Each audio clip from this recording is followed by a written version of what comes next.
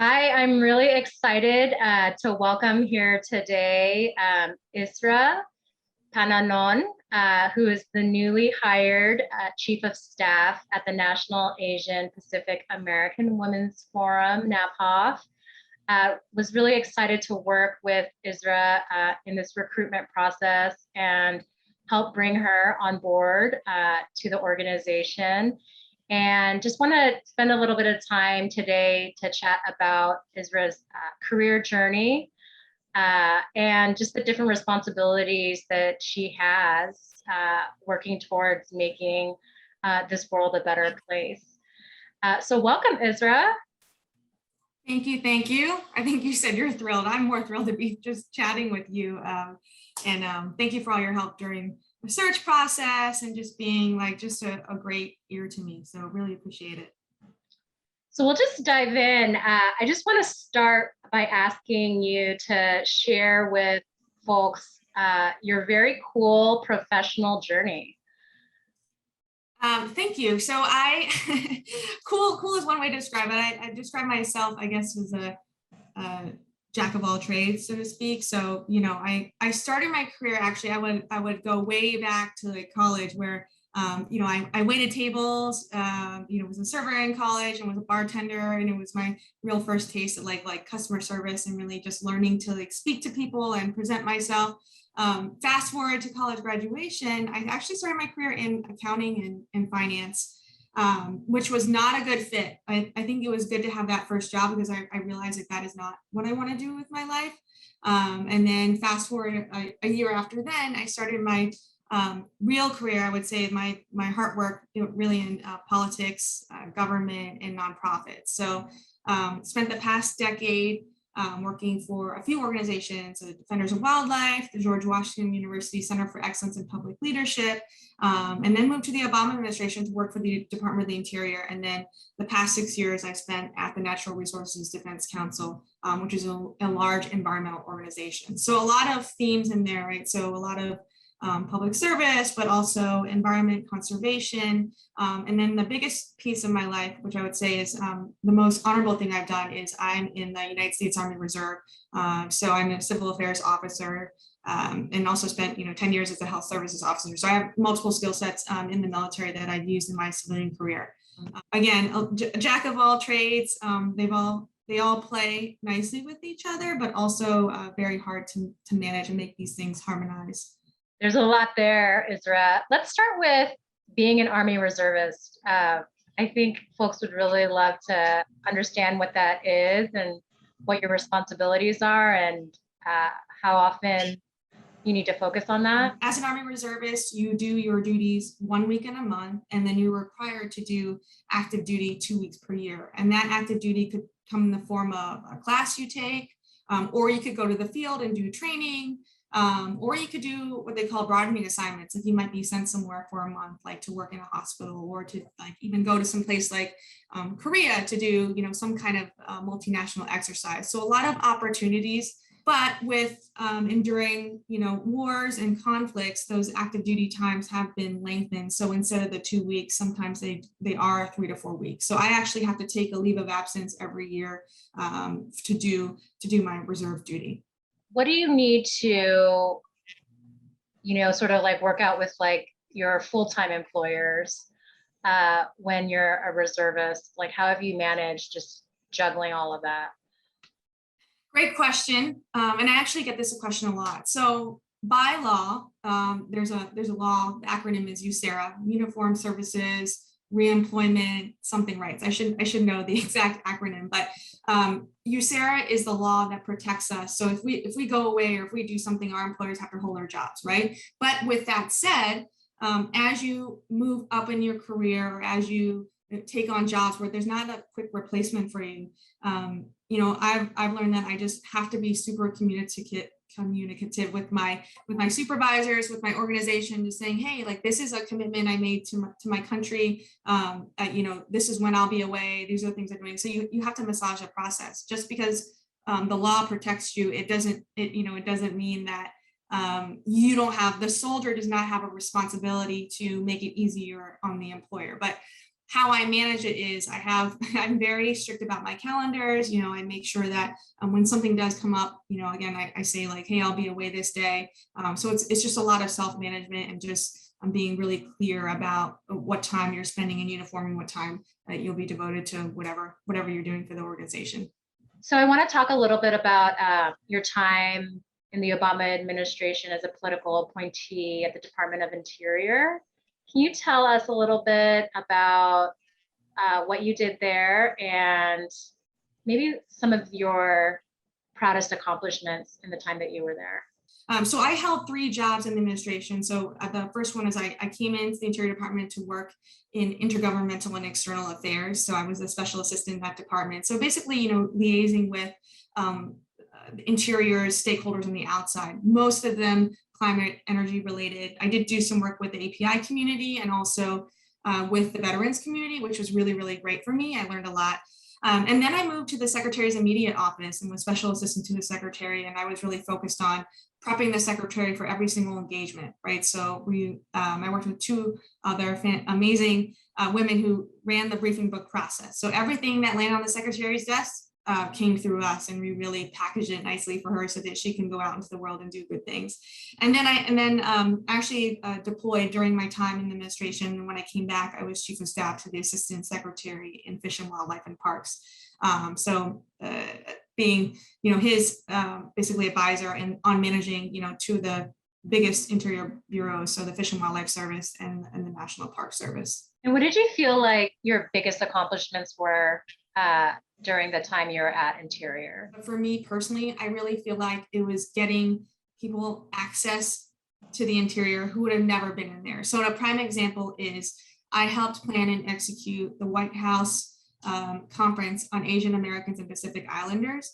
And I just, when we actually did the event, it was 400 plus people who had never walked into the Interior Department before to come to this conference, right? And to hear from API theorists and scholars and just get to network with other, you know, nonprofits and people that actually work in government. And that to me was like the whole pinnacle of my career there was actually just getting people to come in to learn what we do, to understand, for example, a lot of people don't know that Interior manages tribal relationships, but also, lands, right? So lands, also historic preservation. So the whole project was around designating sites of significance, and some of those are right API stuff that API historic sites that that Interior Department manages. So a lot there. And again, it's really about opening the doors to people who have never been exposed to what we do and who we are and what we fight for. So I hear a number of threads from that position that you held at Interior, the various positions you held at Interior, to what you're doing now, even though that was a few roles ago for you now. Are you feeling, in your time at NAPOF so far, that you are using some of the skills and just approaches that you used during your time at Interior? Part of the role of government, right, is to make whatever you're working on, it doesn't matter what agency, function, job, is like to make lives better for the American people. So listening is a key skill, and then also, and that's part of relationship building. So getting to know who's who in the community, knowing your role, like what you bring to the table, and how the in that case the department was going to make lives better for API individuals. And again, going back to we were working on this Asian American Pacific Islander theme study, right? So memorializing these important stories in our history, right? So that's, that was what I was advocating for. But fast forward to NAPOF, it's the same thing, right? I'm getting to learn a quote unquote new movement, but the relationship building skills are still the same, right? NAPOF's a part of many coalitions in gender justice, economic justice, reproductive justice, like all these movements, and those relationship building skills are so important. For people who want to make the transition either in or out of federal government, or even it might be state or local government as well, but in your experience and history, it's federal government. How do people make that leap? If you have any sort of advice one way or the other? And are there, sort of like types of personalities or people who are interested in, different issues or subjects that kind of are more well attuned to making those transitions than others? Working in government requires just the ability to be flexible, but the ability just to be humble too. So like as a political appointee, I think I was on the younger end of the spectrum of my career, right? And so I'm going into a position that is a higher grade than some career employees that have been there for 20, 25 years, right? So who am I to tell someone how to do their job or how to advise them, but, again, listening, relationship building, you begin to understand that, it's really about working with people. So the skill set to me is, again, you have to be humble. I think also working in government requires you to be a good project manager. So you have to understand, the government's very matrix, first of all, right? So each person, each bureau, each department has their specific role, and it's the people who flourish in government are the people who understand that and are able to work within that system, but also understand how that system plays with the outside world, right? Like what can government, again, bring to the American people, and how do we develop partnerships and coalitions so that all of these resources on the outside, the inside, adjacent can work together to really help people. And to me, like the people that know how to do that and that can understand that and who will advocate for that and actually execute are the best government operators. That's really, really helpful to get some of that insight. I know lots of people are really curious, so appreciate your sharing, Isra. So after your work at the federal government level, you came back to work in environmental justice, conservation. Is that how you would describe the work that you did after? And what was that transition like when you did that? Sure. So I would describe the last 6 years at NRDC as, it is the environmental movement, it is conservation, but my role was, how do you, more strategy related, right? Like how do you get the organization to move towards its goals, right? And given the world is changing, the movement is changing, right? So how does NRDC adapt to the challenges and move towards that future? Same thing what I'm doing now at NAPOF. So the transition to NRDC was pretty tough, right? So I had just gotten off a deployment, but also working in government. And those are two very different atmospheres to working in a large advocacy organization that just didn't have a lot of systems, processes, and procedures, right? And NRDC is very successful. This is not to like denigrate anything that was going on there, but at the time, NRDC was 350 people. Now it's 700 plus, right? So that there was a lot of growth that happened in these past few years. But going into an organization as a new person, but also a new position, right? I was like the first chief of staff. No one knew what a chief of staff did, right? So I had to also just establish not only myself, not only moving to a new city, but really defining what the role is and really just getting to work to really support my boss in whatever she was trying to do, in order to move the organization forward.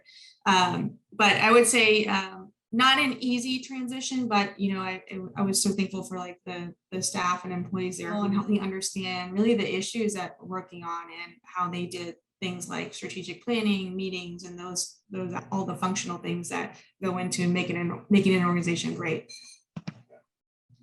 Do you think people have a perspective, Isra, on how large some of these organizations are? You say that NRDC went from 350 people to 700 people in the time that you were there.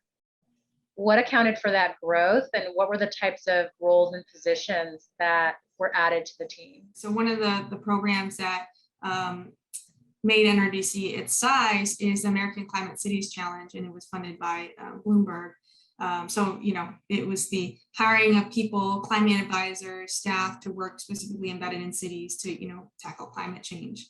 And there's other programs like that expanded NRDC's footprint, but it's all result of like a leader coming in and saying like, hey, like this is where this is our space in the movement, and this is how we want to grow, right? So it's this circular thing where it's like this is where NRDC's biggest impact is. How do we raise money or do things to get that. And it's also the infusion of money into the organization that makes these decisions.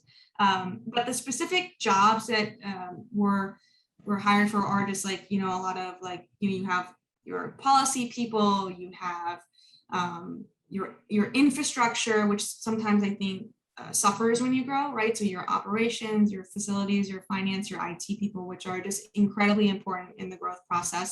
Can't say that enough. And then you have, like, of course, when you get bigger, you always need development people to make sure that you're accountable to your donors. And then your communications people, right? So like, who's going to communicate about what you're doing, and how does that get out to the public? Of course, who is also supporters in what you do. When you decided to come to NAPOF, what was that transition like? And I know it was really recent, you're probably still thinking about it a little bit, but something that we see in working with the folks that we work with at Movement Talent is sometimes it is a little bit tough to make the transition from one movement space to another. So the transition to NAPOF has also been hard. I only had, but part of it is my doing, right? I only had a 2-day break. So I ended at NRDC on a Friday and started at NAPOF on a Monday. So I didn't actually have time to process. And so if that was something that I could do better, I think that would have taken that time. Now, there are a lot of circumstances that went into that, but I'm so glad I did start on that Monday for many reasons, but time is always important. The other thing that I think is difficult about the transition is, again, the subject is different, right? So I just spent a decade around the climate, environment, conservation space, and now I'm in a different movement, right? Which is, gender, economic, and rights. Well, reproductive justice, excuse me. But it's not. It's a split, but it's not a hard split, right? All of these things are related. Like the climate justice movement is very similar to the reproductive justice movement, right? It's about economic mobility. It's about making sure our communities are safe from COVID. Like all of these things play together, right? It's about housing. Like all of these threads are similar. And I would say the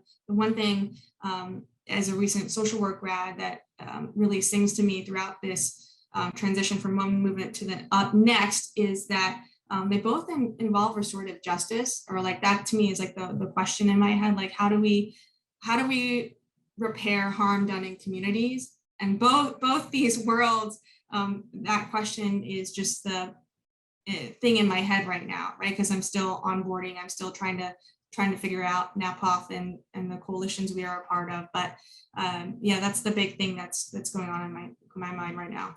How can we be better about helping people make those leaps from one movement space to the next? Is it as hard as we think it is, or are there things that we can do to better facilitate that?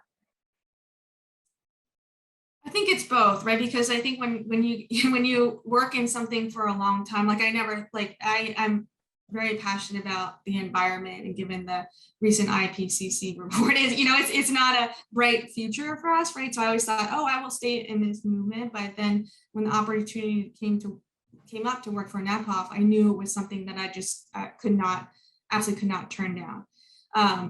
Now I don't, again, going back to my previous statement about like, I don't think they're not the same, they're different subjects, but it's not that they're so different, so I think the task is really on leadership, if you're in organizations, to create these pathways. And how do we create these pathways, right? It's like really focusing on people, building a culture where you're giving your employees ample opportunities to network with different people in different movements, right? It's creating space, creating,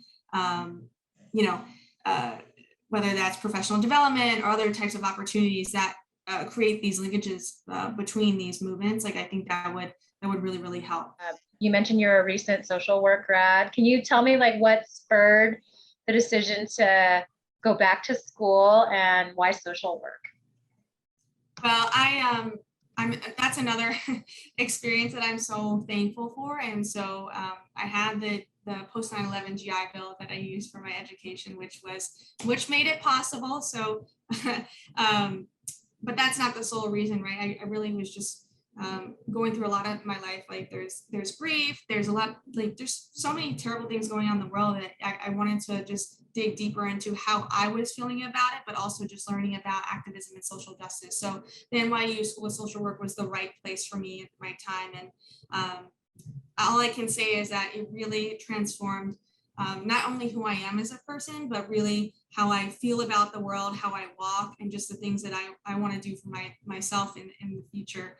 But I believe that social work was the right path for me because it combines management skills, leadership skills, social justice with that, emotional component, right? So it's the really working with people on, when I go back to like talking about restorative justice, like how do we repair harm? Well, it starts with the person-to-person interaction. So a lot of people are just hurting these days. Like really need therapy, they need support, they need care, they need kindness and compassion. And so I really feel like all of those things really sung to me. And yeah, I'm just thankful for the experience and that I had the opportunity to do that. Sounds good. Well, thank you so much, Isra, for the time you've spent talking today. I think you've dropped a lot of nice gems for people to think about. And yeah, I hope to talk with you again at some point in the future just to see where you are and check in on things. But thank you for spending the time. We really look forward to seeing all that you do at NAPOF and in other parts of your life and career. I appreciate you, and I would not be here without Linda Nguyen and Movement Talent. So thank you so much. Like really, I am just so very grateful to you. So thank you. Thanks, Isra.